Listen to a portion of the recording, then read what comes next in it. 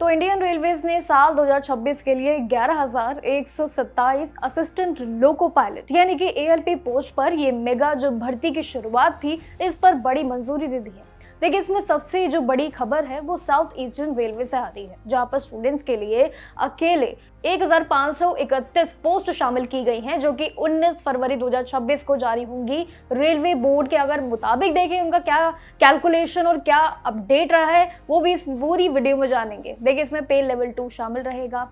इसमें बता दें कि एम्प्लॉयमेंट नोटिफिकेशन के जरिए जो खबरें आ रही हैं वो भी एकदम क्लियर हो चुकी हैं। अगर आप 10वीं पास है, साथ ही ITI या फिर इंजीनियरिंग डिप्लोमा अगर आपने किया है तो समझ लीजिए आपके पास मौका है। रेलवे में ये परमानेंट नौकरी पक्की करने का सबसे बड़ा मौका है और साथ ही आवेदन के अगर नंबर्स की बात करें तो वो भी काफ़ी बड़े बड़े हैं। इस पूरी नौकरी के लिए बात करें तो सपना देख रहे सभी के लिए मिनिस्ट्री ऑफ रेलवे ने एक बहुत बड़ा तोहफा कहे तो वो नोटिफिकेशन के जरिए जारी किए हैं, जहां साल 2026 के लिए असिस्टेंट लोको पायलट के लिए कुल मिलाकर देखें तो 11,127 पद रखे गए हैं। लेकिन अलग अलग और भी ऐसी भर्तियां हैं जो अलग अलग नंबर वाइज है, वो भी हम जानेंगे। रेलवे बोर्ड ने इसके लिए बता दें कि सेंट्रलाइज नोटिफिकेशन जारी करके ये बड़ा फैसला लिया है और साथ ही सभी कैटेगरीज के अनुसार नंबर्स का खास ध्यान रखा है। जोन्स की बात करें, कैसे कैसे जोन्स में अलग अलग ये भर्तियां बांटी गई हैं। देखिए, ईस्ट कोस्ट रेलवे में सबसे ज्यादा है, 1,625 पोस्ट अकेले रखी गई हैं। वहीं साउथ ईस्टर्न रेलवे की बात करें यानी कि साउथ साइड की, वहां पर भी 1,531 जो है रखी गई हैं। नॉर्थ की बात करें, नॉर्थ ईस्टर्न रेलवे में भी सबसे कम अगर देखें थोड़ा सा कम, जिसमें 105 पोस्ट रखी गई है। HRMS मॉड्यूल के हिसाब से देखें तो वो रिव्यू भी किया गया है, जिसके बाद लेवल 2 के पोस्ट में अप्रूवल भी अब मिल गया है, ताकि ट्रेन्स का जो ऑपरेशनल मूवमेंट है और जो उनके स्टाफ के लिए जो कमी दूर करने की जो प्रक्रिया है वो भी हो सके। इसी के साथ ही रेलवे बोर्ड ने एनुअल रिक्रूटमेंट कैलेंडर भी जारी किया है, जहां पर आपके लिए सरल तरीके से सारी जानकारी है।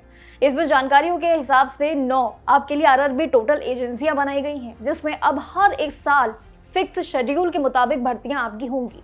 कैंडिडेट्स को पहले से ही पता होगा कि कब और कैसे अप्लाई करना है, वो भी एक बहुत सरल तरीका है।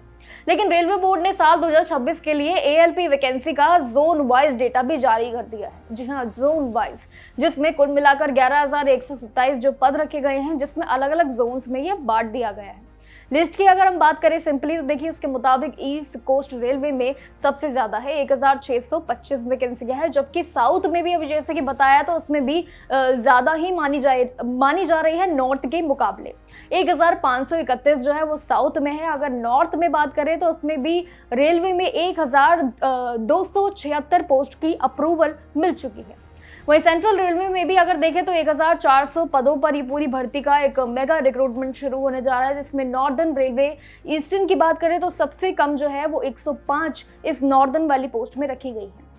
दूसरा बड़ा जो जोन है उसकी बात करें तो नॉर्दर्न रेलवे में 740 रखी गई है, ईस्ट सेंट्रल रेलवे में भी 700 रखी गई है।